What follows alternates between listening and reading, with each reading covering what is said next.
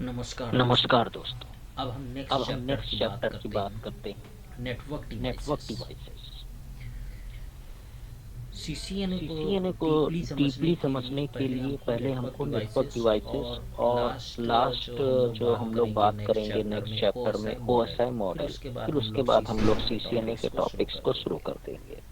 ठीक है, या, तो थोड़ा सा तो थोड़ा पेशेंस सा रखिए पेशेंस रखिए और और इन इन चीज़ों को चीज़ों को बड़े ध्यान से बड़े ध्यान से समझिए। समझिए। और फिर और उसके फिर बाद उसके बाद जब जब सीसीएनए शुरू होगा सीसीएनए तो शुरू आपको होगा भी तो बड़ा आपको भी मज़ा बड़ा आएगा मज़ा सीसीएनए आएगा सीखने सीसीएनए में। सीखने में। और और बस बस हमारी एक ही हमारी एक रिक्वेस्ट ही है कि आप रिक्वेस्ट है लोग का कि आप लोग का सहयोग मिलता सहयोग रहे, मिलता रहे, क्योंकि क्योंकि आपका जितना सहयोग मिलेगा मुझे मोटिवेट होऊंगा मैं। मोटिवेशन से मैं आपके लिए और अच्छी वीडियो बनाने की कोशिश करूंगा। तो बस आप लोगों से एक ही रिक्वेस्ट है कि आप लोग ज़्यादा से ज़्यादा सपोर्ट करें, शेयर करें, और जो भी आपको कोई प्रॉब्लम होती है तो प्लीज़ कमेंट करके हमको ज़रूर बताएं कि आपको वीडियो कैसे लगी, ताकि हम उसमें करेक्शन कर सकें। अभी रिसोर्सेस कम हैं तो हो सकता है वीडियो क्वालिटी उतनी अच्छी ना आए। फिर मैं कोशिश करूँगा आप लोग के सपोर्ट से तो अच्छी डिवाइसेस का अरेंज करके मैं अच्छी वीडियो बनाने की कोशिश करूँगा। तो आज हम लोग बात करते हैं नेटवर्क डिवाइसेस की। तो सबसे पहले हम लोग ने नेटवर्क क्या होता है ये पढ़ चुके हैं। ठीक है, नेटवर्किंग करते समय हमको कौन कौन सी डिवाइसेस यूज़ करनी होंगी तो वो हम लोग यहाँ पर देखते हैं। What is the use of network devices. तो नेटवर्क डिवाइसेस और internetworking devices are used to establish a network connection inside the corporate environment. मतलब क्या हुआ इसका, कह रहा है कि नेटवर्क डिवाइसेस के सहयोग से या नेटवर्क डिवाइसेस की वजह से हम क्या करते हैं, अपने कारपोरेट में, अपनी कंपनी में, अपने घर में, अपने ऑफिस में डिवाइसेस को एक दूसरे से कनेक्ट करके नेटवर्क को क्रिएट करते हैं। ठीक है, तो अगर हम वन बाय वन देखें नेटवर्किंग डिवाइसेस कौन कौन सी होती, जैसे एनआईसी कार्ड यूज़ होता है नेटवर्क में, रिपीटर यूज़ होता है। अब तो हब यूज़ होता नहीं है, ऑब्सलीट हो चुका है, लेकिन थोड़ा सा समझेंगे हम लोग और एक प्रैक्टिकल करके भी देखेंगे। Bridge, switch, gateway, router, modem, इनके बारे में हम लोग वन बाय वन पढ़ेंगे। ठीक है, तो एनआईसी की बात अगर हम करें तो एनआईसी की फुल फॉर्म क्या होती है, नेटवर्क इंटरफेस कार्ड। ठीक है, तो आपको ये अच्छी तरह से पता होना चाहिए। कभी कभी कुछ लोग नेटवर्क इंटरफेस कंट्रोलर भी बोल देते हैं, तो आप कंफ्यूज मत होइएगा। ठीक है, तो इसका मेन काम क्या है, ये जो आता है सर्किट बोर्ड, जो आपका मदर बोर्ड होता है कंप्यूटर में लगा होता है, उसमें इनबिल्ट होता है। ठीक है, और आजकल के जो लेटेस्ट आपके लैपटॉप आ रहे हैं तो उसमें ये आपको एनआईसी कार्ड देखने को नहीं मिलेगा। ठीक, बहुत सारे लेटेस्ट लैपटॉप्स आ रहे हैं जिसमें एनआईसी कार्ड नहीं होता है।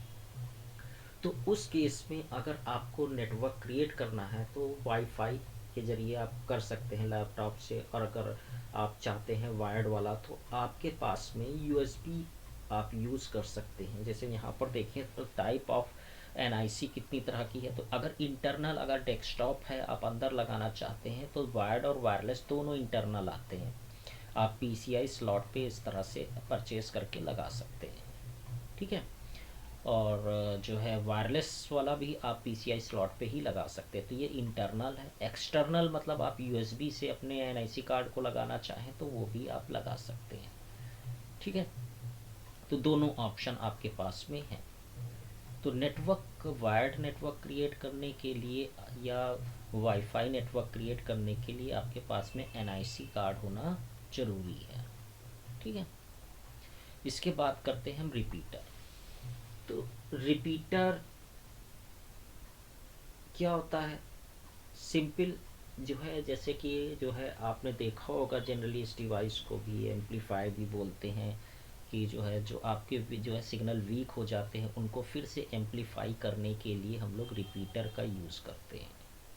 ठीक है, तो ये क्या करता है, रीजनरेट कर देता है सिग्नल को, जो वीक सिग्नल होते हैं उनको फिर से रीजनरेट कर देता है। ठीक है, तो ये लेयर वन पे काम करती है। अगर आपसे पूछे लेयर वन क्या होता है, लेयर टू क्या होता है, लेयर थ्री क्या होता है, ये हम लोग OSI मॉडल में अच्छी तरह से समझेंगे। बस अभी आप ये समझ लीजिए जो रिपीटर डिवाइस होती है ये आपकी कौन सी लेयर पे काम करती है, लेयर वन पे काम करती है। ठीक है, जिसको हम लोग OSI मॉडल का लेयर वन बोलते हैं। तो ये आपको याद रहेगा, ये पॉइंट है पहला, लास्ट पॉइंट आप देख रहे हैं, ये यहाँ पर लिखा हुआ है कि जो है ये repeater operates at layer one of OSI। ठीक है, तो इसका मेन काम क्या है, रीजनरेट और रेप्लिकेट अ सिग्नल। तो सिग्नल्स को जो है रीजनरेट करने का काम रिपीटर करता है। हब की बात करें तो हब क्या है, ये जो है एक कई सारी एंड डिवाइसेस को आपस में कनेक्ट करके नेटवर्क बनाने की डिवाइस है। ये हाफ डुप्लेक्स पे काम करती थी। ठीक है, और ये OSI मॉडल की ये भी पहली लेयर पर ही काम करती थी, फर्स्ट लेयर पर। ठीक, तो जो है इसमें क्या होता था कि एक समय पे एक ही डिवाइस, जैसा कि हम लोग ने पढ़ा है अभी ट्रांसमिशन मोड में, कि हाफ डुप्लेक्स में क्या होता है कि एक समय पे एक ही डिवाइस डेटा को सेंड करेगी। तो वही यहाँ पर भी होता है, एक समय पे एक ही डिवाइस नेटवर्क पर जो है डेटा को सेंड करती थी, जिससे कम्युनिकेशन बहुत स्लो होता था। तो इसलिए अब ये मार्केट से ऑब्सोलीट हो चुका है। इसकी जगह पर जो है स्विच आ चुका है। हब को डम डिवाइस बोला जाता था, क्योंकि ये जितनी बार भी पैकेट को जो है रिसीव करता था हब डिवाइस ट्रांसमिट करने के लिए, तो उतनी बार ये क्या करता था, ब्रॉडकास्ट करता था। जितनी भी डिवाइसेस कनेक्ट होती थी उन सभी डिवाइसेस पर ब्रॉडकास्ट करता था। ये हम लोग अभी लैब एक्टिविटी में करके भी देखेंगे। ठीक है, और उसके बाद हम बात करते हैं जो हब की जगह पर रिप्लेस होके आया, वो कौन सा जो है डिवाइस आया, स्विच। तो स्विच ये आपकी OSI मॉडल के लेयर टू पर काम करता है, और इसको हम लोग इंटेलिजेंट डिवाइस भी बोलते हैं। ठीक है, स्विच क्या करता है, ये जितनी भी एंड डिवाइसेस होती हैं उनकी इंफॉर्मेशन, जिनका जो जो है फिजिकल एड्रेस होता है, जिसको हम मैक एड्रेस बोलते हैं, वो अपने पास एक टेबल में स्टोर करके रख लेता है, जिसको हम लोग जो है मैक टेबल बोलते हैं। ठीक है, तो स्विच फुल डुप्लेक्स पे काम करती है, जिससे हमारी नेटवर्क की स्पीड इंक्रीज़ हो जाती है। और आज की भाग दौड़ के समय में इस जो है पेशेंस किसी के पास नहीं है, बढ़िया नेटवर्क कम्युनिकेशन होना चाहिए, तो उसके लिए आप स्विच डिवाइस का यूज़ करते हैं नेटवर्क को क्रिएट करने के लिए। ठीक है, इसके बाद जो लेयर थ्री की डिवाइस होती है वो आपका आता है राउटर। ठीक है, तो राउटर और स्विच में फ़र्क क्या है, स्विच जो होता है एंड डिवाइसेस को कनेक्ट करने के लिए यूज़ किया जाता है, यानी लैन क्रिएट करने के लिए, जो हमने लोग ने नेटवर्क टाइप में पढ़ा था लैन, तो लैन क्रिएट करने के लिए हम लोग स्विच का यूज़ करते हैं। राउटर का मेन फंक्शन क्या है कि डिफरेंट डिफरेंट लैन को आपस में कम्युनिकेट, क्योंकि स्विच लैन एक लैन को दूसरी लैन से कम्युनिकेट नहीं करा सकता। ठीक है, स्विच कभी भी जो है आपका एक्सटर्नल नेटवर्क से कम्युनिकेट नहीं करा सकता। ठीक है, तो उसके लिए कौन सी डिवाइस यूज़ की जाती है, राउटर डिवाइस यूज़ की जाती है। राउटर क्या करता है, डिफरेंट डिफरेंट लैन से कम्युनिकेट कराता है, और ये OSI मॉडल के जो है लेयर थ्री पर काम करता है, यानी लॉजिकल IP एड्रेस पर काम करता है। और राउटर जो है, जैसे स्विच अपने पास में मैक टेबल क्रिएट करता है, उसी तरह से राउटर अपने पास में राउटिंग टेबल क्रिएट करता है, जिसके आधार पर राउटर डिसीजन लेता है कि जो है पैकेट्स जो है उसने रिसीव किया है उसको क्या करना है, किस डायरेक्शन में उसको आउट करना है या ड्रॉप करना है, वो राउटिंग टेबल के आधार पे डिसीजन लेता है। ठीक है, तो बस अभी आप इतना ही याद समझिए कि राउटर क्या है, डिफरेंट डिफरेंट लैंड को आपस में कम्युनिकेट कराने के लिए और बेस्ट रूट डिटर्मिनेशन करने के लिए हम लोग इस डिवाइस का यूज़ करते हैं। ठीक है, तो यहाँ पर आप देखेंगे तो मॉडेम, इसके बारे में भी आपको जानकारी होनी चाहिए। तो मॉडेम को हम लोग मॉड्यूलेटर डीमॉड्यूलेटर डिवाइस भी बोलते हैं। अगर आपसे पूछे व्हाट इज़ मॉडेम, तो मॉडेम क्या करता है, जैसा कि आप जानते हैं कि हमारा जो कंप्यूटर है, जो डिवाइस सिस्टम है, वो आपका जो है डिजिटल फॉर्मेट में कम्युनिकेट करता है। ठीक है, और जो नेट है, जो इंटरनेट लाइन आई हुई है, वो वायर के थ्रू आई हुई है, और वो एनालॉग सिग्नल, वायर में कौन से सिग्नल चलते हैं, एनालॉग सिग्नल। तो हमारा सिस्टम एनालॉग सिग्नल को तो समझता नहीं है, और वायर डिजिटल सिग्नल को नहीं समझता है। तो इसके बीच में एक डिवाइस लगाई जाती है जिसको हम लोग बोलते हैं मॉडेम।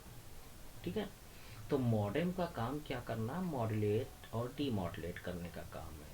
ठीक है, तो ये क्या करता है, डिजिटल टू एनालॉग और एनालॉग टू डिजिटल कन्वर्ट करने का काम करता है। यानी वायर से जब एनालॉग सिग्नल हमारी डिवाइस में इंटर करते हैं तो मॉडेम के थ्रू किस में इंटर करते हैं, डिजिटल फॉर्मेट में। जब कंप्यूटर से सिग्नल वायर के थ्रू होके जाना है तो जो है वो क्या होता है, डिजिटल से एनालॉग सिग्नल जो है मॉडेम कन्वर्ट करके तब वायर पे ट्रांसमिट करता है। ठीक है, तो समझ गए होंगे मॉडेम का वर्क। तो अभी आपको बेसिकली जो नेटवर्क डिवाइसेस के बारे में जानकारी है होनी चाहिए। मॉडेम क्या होता है, मॉडेम के बारे में आपसे पूछा जा सकता है। स्विच क्या होता है, उसके बारे में आपसे पूछा जा सकता है। ठीक है, और कौन सी लेयर पे काम करता है।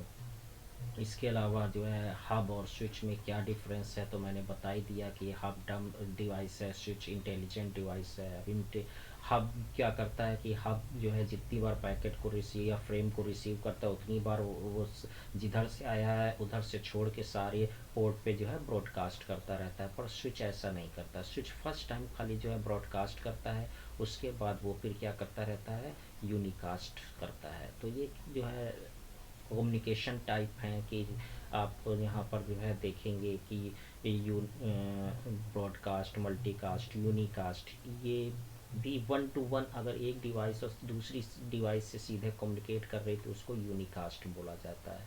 मल्टीकास्ट का मतलब होता है कि ग्रुप में, जैसे मान लीजिए मैं 100 बच्चों को पढ़ा रहा हूँ, 100 बच्चे बैठे हुए हैं और एक मैं 10-10 का ग्रुप बना रखा हूँ 10, और मैं सिर्फ एक ग्रुप से कम्युनिकेट कर रहा हूँ तो उसको मल्टीकास्ट बोला जाता है। सबसे नहीं, एक लिमिटेड लोगों से कम्युनिकेट कर रहा है तो उसको हम मल्टीकास्ट बोलते हैं। और ब्रॉडकास्ट का मतलब जितने 100 लोग बैठे हैं तो 100 लोगों को अगर मैं कम्युनिकेट कर रहा हूँ तो वो फिर हमारा क्या कहलाएगा, ब्रॉडकास्ट कहलाएगा। ठीक है, तो जो हमारा हब होता है एवरी टाइम जब भी फ्रेम को रिसीव करता है तो वो ब्रॉडकास्ट करता है, पर स्विच फर्स्ट टाइम ब्रॉडकास्ट करता है। उसके बाद वो जब लर्न कर लेता है सारी एंड डिवाइसेस के मैक एड्रेसेस को, तो उसके बाद वो उनसे यूनिकास्ट ट्रैफिक के जरिए कम्युनिकेट करता है। ठीक है, तो ये स्विच और हब में डिफरेंस है। अगर ब्रॉडकास्ट डोमेन कोलिजन डोमेन की बात करें तो जो है हब में जो है कोलिजन, एक कोलिजन डोमेन होता है, और ब्रॉडकास्ट डोमेन भी एक होता है। और स्विच में जो है कोलिजन डोमेन जितने पोर्ट होते हैं उतने कोलिजन डोमेन होते हैं। जैसे मान लीजिए अगर 24 पोर्ट का स्विच है तो 24 कोलिजन डोमेन हो जाएंगे, अगर 48 पोर्ट का स्विच है तो 48 कोलिजन डोमेन हो जाएंगे। पर ब्रॉडकास्ट डोमेन बाय डिफ़ॉल्ट एक ही होता है, चाहे स्विच हो या हब हो। ठीक है, तो ये भी पॉइंट आप ध्यान में रखिएगा। ठीक है, अगर आपसे पूछा जाए कि 8 पोर्ट का स्विच है या 24 पोर्ट का स्विच है तो ब्रॉडकास्ट डोमेन कितने होंगे, तो बाय डिफ़ॉल्ट एक ब्रॉडकास्ट डोमेन होता है, और कोलिजन डोमेन जितने पोर्ट उतने कोलिजन डोमेन होते हैं। ठीक है, तो ये डिफरेंस है। और कौन कौन सी लेयर पे जो है कौन सी डिवाइस काम करती है तो ये भी आपको पता होना चाहिए। ठीक है, और गेटवे जनरली हम लोग राउटर को ही गेटवे की तरह यूज़ करते हैं, तो कैसे करेंगे वो सब चीज़ें हम लोग देखेंगे। तो अब हम लोग एक प्रैक्टिकल करके देख लेते हैं। नेक्स्ट वीडियो में हम लोग एक प्रैक्टिकल करके देखेंगे कि कैसे जो है स्विच और जो है हब एक दूसरे से डिफ्रेंशिएट है। जो मैंने कहा है वो प्रैक्टिकली करके हम लोग देखते हैं तो ज़्यादा समझ में आएगा।